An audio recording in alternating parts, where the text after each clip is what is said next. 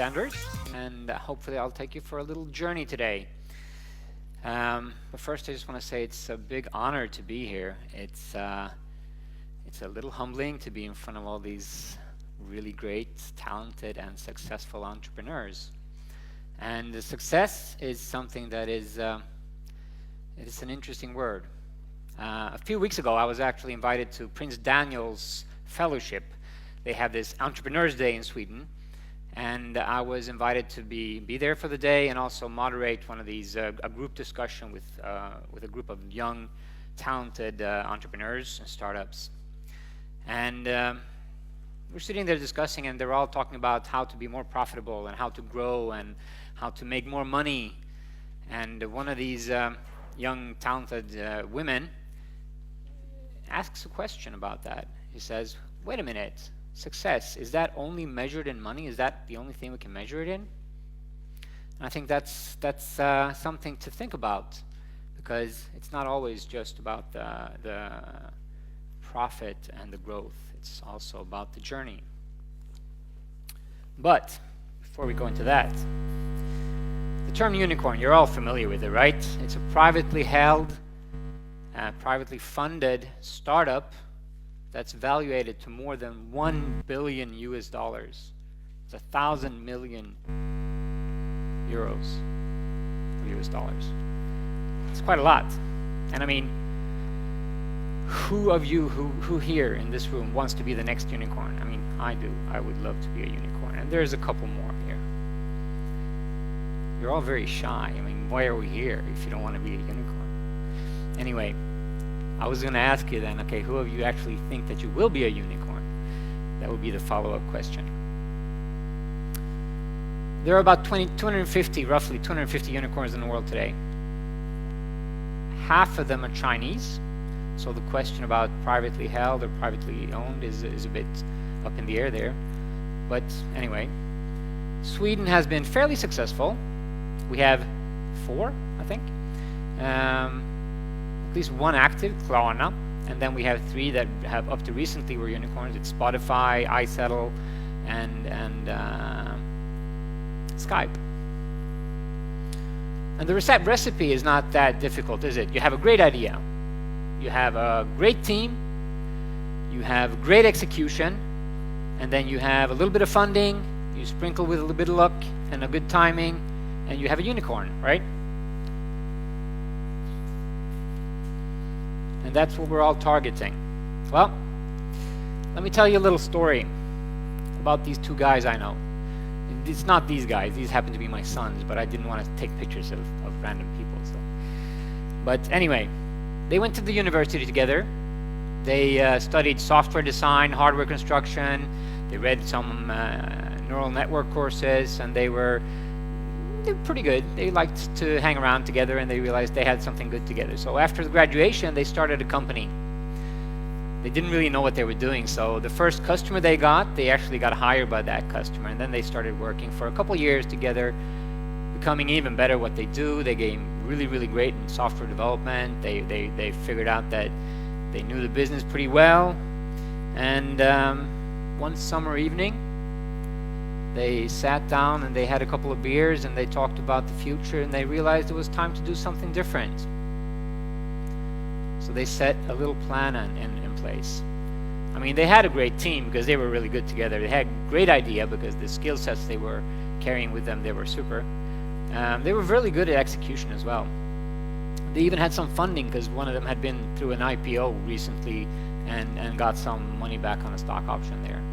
So they started the company, where actually they started planning it. They resigned from the jobs, they filed all the papers, they came up with a name, and by January they were live. And this doesn't sound so strange. It's pretty much what everybody does right now, right? And the difference is maybe that this was January 2001. It was a while ago. Anybody who was around there, around 2001, remember what happened? Yeah. 2001 was the burst of the dot-com bubble. The company started pretty much the same time. Free fall. Everything IT was just crashing. people who've been working in software development and IT, they changed their careers. They went back to school. They got a diploma, became a teacher, became something else, lawyer.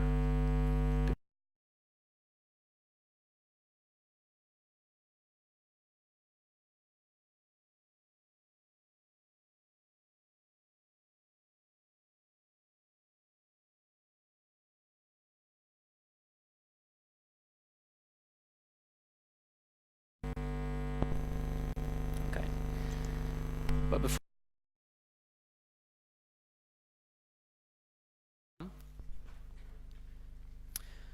I mean, I'm a tech geek. I've been writing code since I had to think about this before I came, but since 1982, I wrote my first line of code. I don't even remember the programming language anymore. It was some strange stuff that we did in school back then. It wasn't even basic. It was something else, some special school language that nobody had heard of. Nobody used after that. But anyway, 94, I did my first neural network course, and I've always been interested in machine learning since then. Those years were not really able to work with it, but it was still interesting, and it was a little bit of a dream. I'm a father. I have 4 kids. I have 3 boys. They're 20, 17, 14, and I have a little girl. I used to call her my little princess, but every time I do, she kicks me. So now I call her my little ninja. She's a lot happier with that. And I'm married to my beautiful Brazilian wife with a Latin temperament, so I always have a hard time at home. Have a little dog, and I live in a nice house outside of Stockholm. That's pretty much me. I also like challenges. That's me and my middle son. He challenged me to do the tough Viking a couple weeks ago, and I said, why not? So we did that. 8 kilometers, 30 obstacles. And that's pretty much my life. It's always like running and fighting and jumping obstacles, because that's what it is to run a business. And the story before, of course, was about me and my partner in crime, Alex. He's sitting over there, so you can just say hi. And we started Dynabyte together in January 2001. And we had a clear vision and a great idea, or at least we thought so, a simple idea. What we want to do is build a company that was the very best in our field, and we wanted to do it with people that we love and that were super talented, and we wanted to create a place where we love to go every day, where we feel inspired, and we wanted to have fun along the way. So it's a pretty simple idea, and it's a pretty great one for me. So 2001, we started Dynabyte as a consultancy company in Stockholm, and it was good times. We survived the .com crash. We were really good. The difference was that, like the day before, or like 3 months earlier, if you said that you knew anything about HTML or web, they threw money at you. 2001, not so much. You had to be really skilled. But we were a startup, we were agile, we were flexible, we were very good at what we did, so we survived. And we started to attract people, and we started growing. And the journey was pretty good. It was actually great. Up until 2007. Then the new event happened, the global financial crash, or the global financial crisis. Over a year and a half, 60% of the world net worth of all companies was gone. 60% just disappeared after that. People left their houses and homes. They had no money. They lost everything.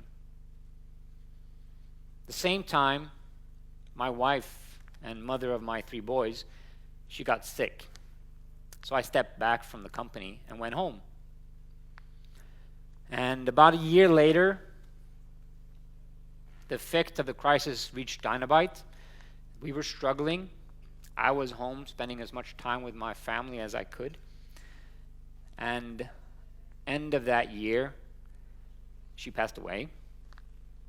So it was the day before New Year, 2007. And in a period like that, that's when you realize how important your team is. Because we survived that crisis. We didn't lose 60%. We went down a little bit. We lost a couple of customers. We were pretty big in the steel industry in that time. The steel industry lost like everything, so they just closed all the projects down. But the team stepped up while I was home, and they really made the change and difference.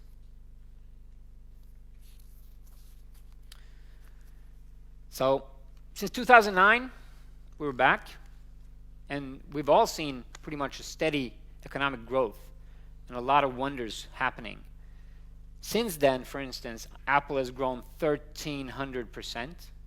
Amazon has grown 2,600%.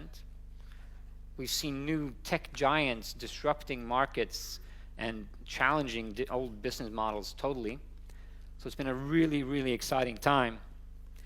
And at Dynabyte, we grew, not as much as 2,600%, unfortunately, but we grew. We doubled the size from 2009. And me and Alex, we thought it was time to do something different. So we stepped back from the company. We handed it over to our vice president, who was now CEO. And we had a chance to start investing in some startups, which was super interesting times. And we did 12 investments over the 2 years after that. They're all alive still. None of them have become superstars, but they're all still struggling, and we're still helping them along. We also got a chance to lift our vision and look around a little bit to see what's going on in the market. And we see things like climate change and climate worries, and the geosocial landscape is not so stable maybe, and wealth is polarizing to few, and segregation is growing again. But we also see opportunities like new rise of technologies and AI finally becoming something that we dreamed about in '94, that we can actually start working with and doing cool things with. So it's fun. And we do love startups, but we also love running our own companies more. So we started to plan our next venture. And I mean, if we started 2001 with a 5-year plan, we now have a 10-year plan, a new 10-year plan, because we didn't deliver on the 5-year plan. And we started a new company in Malmö. And we're looking at starting here in Vilnius, and we're also looking to start somewhere warm reasonably soon, hopefully. But of course, the journey is never straightforward. Beginning last year, end of last year, we saw some red flags from within the company that we started in 2001, Dynabyte. And by April, we had fired our CEO, and now we're back running that company again. So it's always about thinking about the journey and doing the work. So how is this relevant? I mean, we talked about the recipe of making a unicorn. And I mean, it would be cool, wouldn't it? It would be super cool to be a unicorn. I mean, for you here, that would actually be the first one from Lithuania, if anyone of you actually make it there. But it's hard. It's really hard even, and it's possible to predict or plan for. And I mean, just creating companies is tricky as it is. I know the statistics in Sweden is that 50% or more than 50% of all the companies started don't survive the first 5 years. And if you think that's tough, I looked at the statistics here in Lithuania. 2014, half of the companies that started 2014, they didn't make it until 2016. So they didn't even make it 2 years. So it is tough. So don't plan for the end. Don't plan for the exit. Plan for the journey and enjoy it and live it every day. Because if you look at the recipe here, I mean, cake secret, it's not so much secret. It's just understanding what's in there. The great idea that you have to have. It doesn't have to be an idea. It's not about a product or a quarterly result or finding investment. It's about your why. And you need to find that why. You need to hold on to it and make it your vision. It's what you do, what drives you, why you get up in the morning, what you're passionate about. That's what your great idea has to be. For me, that was simply to be better than my dad, because he was kind of an asshole and always told me I would never become anything. That was my starting point. But that wasn't enough. I wanted to make an impact. I wanted to make change. I wanted to make a company, create a company that people were inspired by. And if I dig deeper, I want to even, make an impact in the world or change the world. That would be awesome. That's my why. the team around you, the great team, it's about finding people that actually understand your why, that has a why that works with you, and that wants to buy into the journey. And the journey, I'm not talking about this startup I want to buy. The journey that you want to do long term. And the execution is not forgetting what the reason you started was. Be true to your vision. Keep pushing. Change it when it doesn't work. I mean, we thought we had a perfect CEO. He ran the company for a couple years, and then suddenly we realized this is not working, so we had to change it. Don't worry about that. As long as you love every step of what you do and be true to what you think and what your vision is, it's going to be okay. That leaves luck and timing, right? I mean, you can't plan for luck and timing. It's common sense. So that's okay, because the important thing is that the winners and the long-term runners aren't the ones that never fall. I mean, even if you do fail the first time, the ones that fall and get up, as long as you get up more times than you fall, you'll be around. So when the window of luck and opportunity, or luck and timing actually is there, you might be able to catch it. So just continue and do the work. Funding, I didn't mention funding. Funding is a fun thing. It's just not my thing. I think that if you have a business model that works small scale, you can scale it up. If you have a business model that doesn't work small scale, more times than not, funding is not going to change that. I mean, funding is not magical. It's not free money. It's a pretty expensive loan. Somebody's paying and taking a risk, and they want their money back. I'm not saying don't take funding. I just say think about it. And if you do take funding, do it wisely, do it late, and do it when you see that your window of opportunity is there. That's when the magic can really happen. Okay. So, what are we doing? Today we're about 100, we're hopefully 100 people this year. We have, we just were nominated, or we're actually ranked as one of the top 20 companies to work for in Sweden. We have a wonderful staff running it from the bottom up, so we're pretty much still focusing on our vision. We have great companies. We actually work for Klarna, Unicorn. We work for Spotify. We work for Epidemic Sound and other really cool companies in Sweden. So we have the great companies. We just started a tech company in Malmö. We're looking at starting here in Vilnius, where we see there are a lot of talent. And hopefully beginning of 2021, we should be starting up an office in LA. So are we a success? I don't know. I mean, we're not a unicorn, that's for sure. But are we having fun? Yes. We're living our vision every day. We're having a wonderful, happy, and fun journey. And even though I think that, I mean, things are going to come up again. 2007 is going to happen all over again. We know what to do, and we're equipped for it because we live our passion and work our vision. So exciting times ahead. My time is about to come to an end, and I just want to send you off with something, like a moral to this story. I said I was going to take you on a journey. And I think I have 5 things that I want to send with you. 5 things is easy. Don't plan on becoming a unicorn, because you can't plan it. You can't foresee it. Enjoy the journey, and make sure that you're there when the opportunities come. Be true to your why. Because if you don't understand your why, and if you haven't found it yet, you better think about it and find it. Because that's the one time when you understand that is when you can be true to it. That's where you have your passion, and that's when you can put the 120% or 160% or 200% or whatever percent you want to put in every day along the journey.